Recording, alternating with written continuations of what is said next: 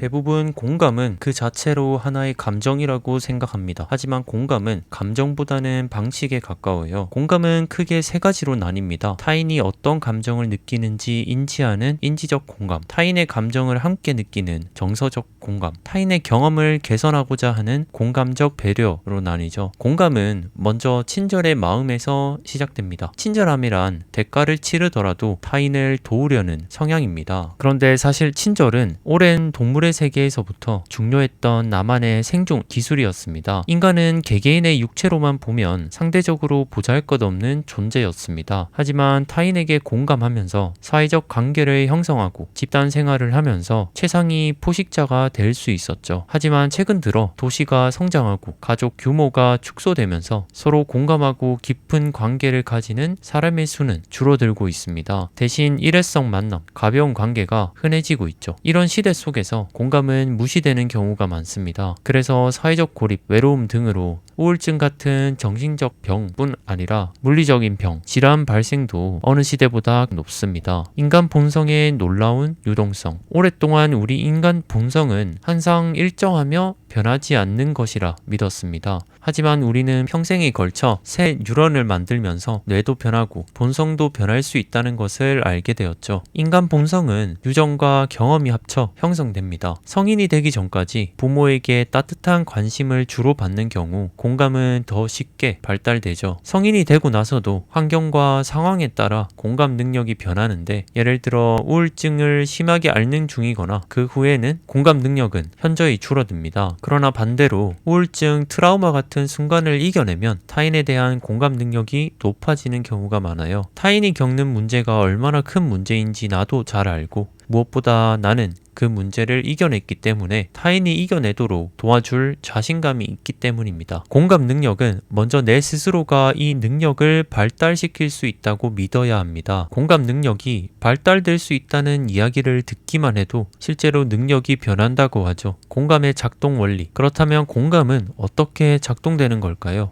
우리는 간혹 한 감정을 지속하기 위해, 즉 계속 행복해지기 위해 혹은 계속 불행해지기 위해 의식적으로 생각을 선택합니다. 공감도 다르지 않습니다. 나의 선택에 따라 의식하지 못해도 내 공감은 작동하거나 멈춥니다. 예를 들어 매력적인 사람이나 권력이 있는 사람이 옆에 있을 때, 또 그 사람과 좋은 관계를 맺고 싶을 때 우리의 공감 능력은 급격히 높아집니다. 이 공감 능력으로 그 사람과 친해지고 가까워질 수 있죠. 반대로 공감을 회피하는 경우도 있습니다. 상대방에 대한 공감에 내 시간과 돈이 걸려 있어 부담이 클 때, 혹은 내 스스로가 너무 불안한 상태일 때 우리는 공감을 회피합니다. 이렇게 우리는 각자 처한 상황에 따라 공감을 선택하고 있는 것입니다. 그럼 아예 공감 능력이 제로에 가까워서 선택하고 싶어도 공감할 수 없으면 어떡할까요? 이전에 말했듯이 우리 뇌 신경 가소성이라는 특성 때문에 공감 능력은 누구나 예외 없이 다 발달시킬 수 있습니다. 그럼 사이코패스도 공감하게 만들 수 있을까요? 타니아 징거라는 연구자는 참가자들의 뇌를 MRI로 스캔하며 실험하였고, 사이코패스도 스스로 변할 수 있다는 생각을 가지고 의도적인 노력을 한다면 신체 뇌 변화를 통해 장기적인 공감 능력을 기를 수 있다고 연구 결론을 냈습니다. 증오대 접촉. 내 공감 능력은 뛰어나더라도 나와는 전혀 관련이 없는 사람, 내가 증오하는 집단의 사람,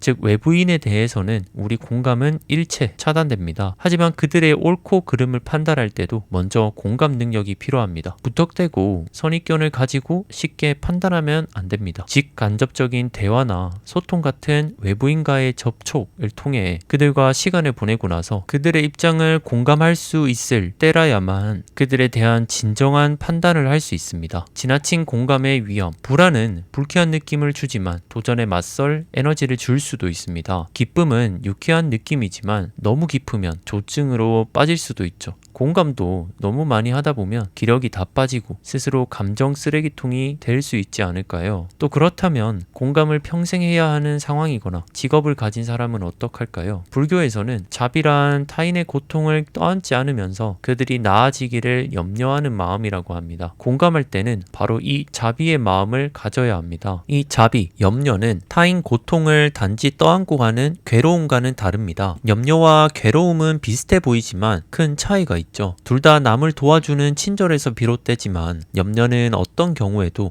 감정의 주도권을 뺏기지 않습니다. 하지만 괴로움으로 기결되는 공감은 주도권을 잃고 어느새 내 감정이 죄책감, 수치심으로 변질될 수도 있습니다. 공감하는 도중 내가 주도권을 잃어 내 감정이 방황할 때는 잠시 멈춰서 스스로 감정을 되돌아보는 순간이 필요합니다. 나와 타인을 분리하고 타인의 고통으로 나를 채우는 것이 아닌 타인의 안녕을 바라는 따뜻한 마음으로 나를 다시 채우는 것입니다. 이 태도로 잠깐이라도 눈을 감거나 조용한 공간에서 명상을 하는 것은 좋은 방법입니다. 친절이 보상되는 시스템. 우리는 흔히 성공하려면 경쟁이 필요하고 때로는 잔인함이 필요하다고 배웁니다. 하지만 이는 착각입니다. 오히려 공감을 잘하는 사람이 거의 모든 방면에서 성공할 가능성이 크죠. 공감은 개인에게도 이득이지만 집단에게서도 이득입니다. 친절을 중시하는 조직은 번성할 수밖에 없습니다. 구글에서 성공적인 팀의 공통점은 모두 공감이 기반이 된 사람 중심 팀이라는 점이었죠. 디지털의 양날, 직접 얼굴을 대면하지 않는 소셜 활동이 가능해지면서 공감 훈련이 부실한 채 성인이 되는 경우가 많아졌습니다. 또 인터넷에서는 무엇이든 볼 수 있습니다. 하지만 문제는 우리가 원하는 것만 보여주는 것에 있습니다. 이는 내 생각이 잘못될 수 있음을 수용하는 태도는 없애고 내 생각이 맞다는 확신의 태도만 불타오르게 하죠. 대부분의 공감은 내 생각이 틀릴 수 있다는 전제에서 내 입장에서만 상대방을 보지 않고 상대방의 입장에서 상황을 같이 보는 것입니다. 이 디지털 기술의 발달로 전 세계의 공감 능력은 점차 쇠퇴되고 있습니다. 그래서 결론, 세상은 결코 혼자 살아갈 수 없고 함께 해야만 우리 인간은